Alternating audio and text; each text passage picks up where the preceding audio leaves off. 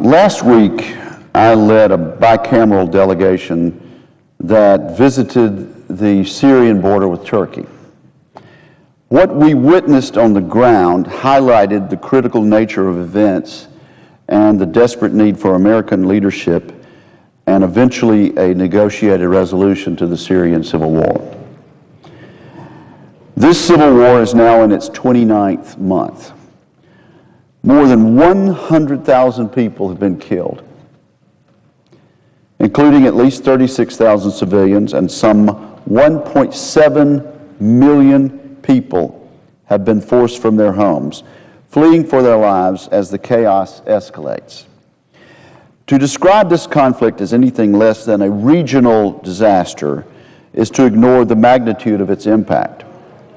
According to the United Nations High Commissioner for Refugees, the violence has pushed over 400,000 refugees to Turkey, almost 500,000 refugees to Jordan, 160,000 to Iraq, 587,000 to Lebanon, and 88,000 refugees to Egypt. A stunning development. The people of Turkey and Jordan, including Prime Minister Erdogan and King Abdullah, should be specifically applauded for their generous support of these refugees. I would also point out that there are now secure locations inside Syria where refugees can be housed within their own country. There is noted international support to prevent the spillover of violence. At the request of the Turkish government and in fulfillment of our NATO obligations, the U.S. Patriot missile batteries at Gaziantep are one example of efforts to deter the threat of ballistic missiles beyond the Syrian border. Additionally, the Dutch and Germans have deployed batteries to Turkey. American troops are working diligently to strengthen our regional security and protect the innocent lives in harm's way. Our delegation was able to meet and visit with troops in Gaziantep last week. These highly educated and motivated men and women are proudly serving American interests, and I commend them for their dedication to a critical mission. Turkey must have the support it needs to defend its population and territory from the raging civil war next door. Without robust cooperation among NATO allies, the stability of our entire region is at risk. During our visit to a refugee camp at the town of Kilis near the Syrian-Turkish border, roughly 40 miles from Gaziantep, we saw firsthand the dire situation facing the countries that have accepted Syrian refugees and the challenges these individuals now face.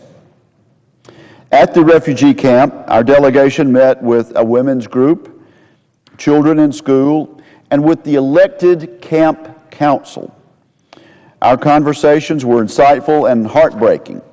Over and over again, the same question emerged: why aren't the Americans helping to bring down Assad? Why are the nations of the world allowing the slaughter of innocent people to continue? Is there no outrage over the displacement of more than 1.5 million people from their homes? Frankly, Mr. President, these questions are very difficult to answer. So far, the Obama administration has been reluctant to help, in contrast to the aggressive military and humanitarian aid provided by some of our NATO allies, such as Britain, France, and Turkey. I want to emphasize, no one is asking for American boots on the ground. No one is asking President Obama to put troops in Syria. America is understandably war-weary from Iraq and Afghanistan, but our hesitation to provide adequate arms to the anti-Assad rebels is hard to justify, especially when multiple red lines have been crossed. Those who share President Obama's reluctance to assist opposition forces point to the uncertainty surrounding those who might assume control of Syria if the rebels win. Which faction will emerge, they ask? The more moderate rebels under the Free Syrian Army, or a radical Islamist band of opposition rebels? While caution is definitely called for in this dangerous and volatile situation, our reluctance to act reminds me of Shakespeare's Hamlet, who once observed that men rather bear those ills we have than fly to others that we know not of. I would remind members and the administration that Hamlet's hand-wringing and indecision ultimately led to his demise.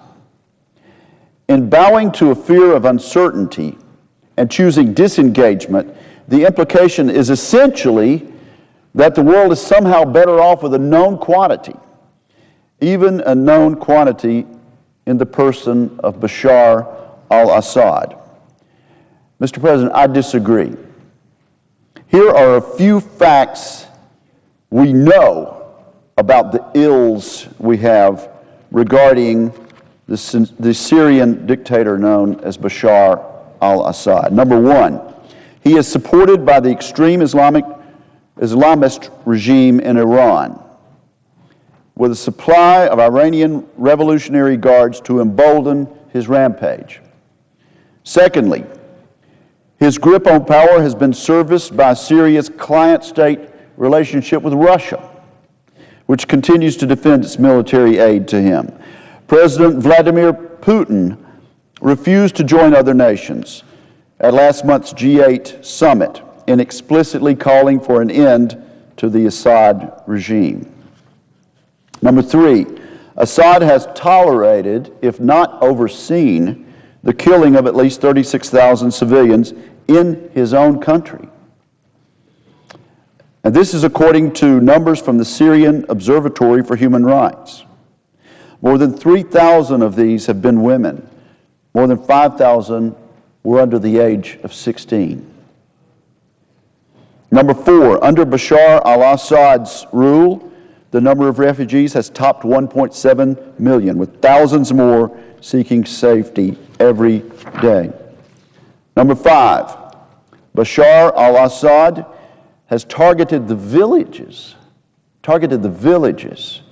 of his enemies in a merciless attempt to eradicate any who oppose him.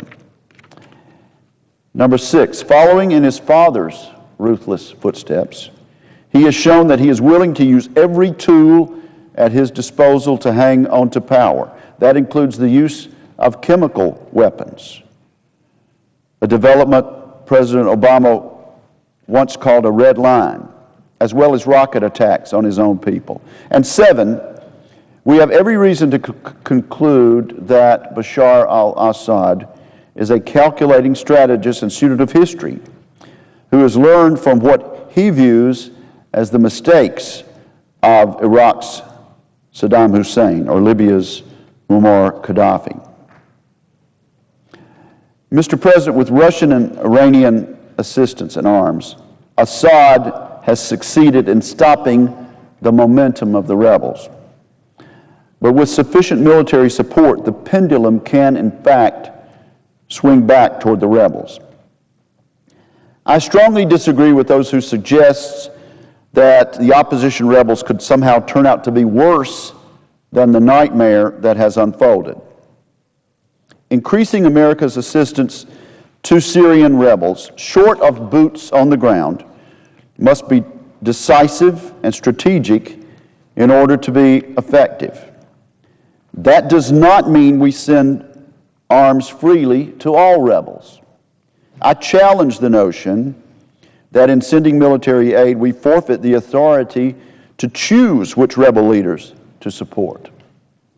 I would also point out to members that both the chairman of the Joint Chiefs of Staff, Martin Dempsey, and former Defense Secretary Leon Panetta have testified before the Senate Armed Services Committee that within the administration, they argued in favor of arming the rebels. General Salim Idris, Chief of Staff of the U.S.-backed Supreme Military Council, has emerged as anything but a radical Islamist in presiding over the armed opposition and serving as a conduit for military aid. A New York Times profile described him as soft-spoken and humble compared to many military men. He defected from the Syrian military after an attack on his village last year, the same village where he and his 8 siblings were raised by a grain farmer. In a recent letter to the United Nations Security Council, General Idris's pleas for the Syrian people were clear and simple. Quote, "Syria should not be allowed to become the Rwanda of the 21st century." Mr. President, as I emphasized when speaking with Syrian refugees at the camp in Kilis, a negotiated settlement will ultimately require reconciliation by representatives of all factions of the Syrian society: Alawites, Sunni, Shia, Christians. They must be prepared to negotiate with and eventually forgive their fellow Syrians who have made war against them. But I do not believe that can happen as long as Assad and his Russian and Iranian backers see the momentum going their way. Russia will never agree to back a meaningful peace negotiation if the Russian leadership think Assad can win outright. A leading from behind strategy will not expedite the overthrow of the Assad regime. There is still an urgent need for American leadership. There is no peaceful future for the Syrian people if Assad remains in power. Only one of more violence, oppression, and regional instability. Should he prevail, the impact could have drastic implications on America's national security interests, including the prospect of increased sectarian violence in the region, the rise of al-Qaeda-affiliated groups in Syria, and the expansion of Iran's extremist influence. The United States must not shy away from our potential to make a meaningful difference. Our nation led an international coalition to act in Bosnia and Kosovo, and we did so with success. We did not do so, regrettably, in Rwanda, a mistake President Clinton has called his greatest regret. I do not suggest that one visit to a refugee camp is by any means a comprehensive assessment of U.S. foreign policy in Syria.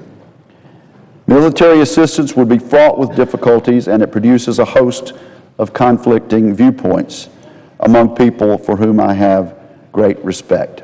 But my visit to the refugee camps does have a profound effect, and my observations of what is happening on the ground certainly bring home the enormity of human suffering and devastation that this conflict has caused.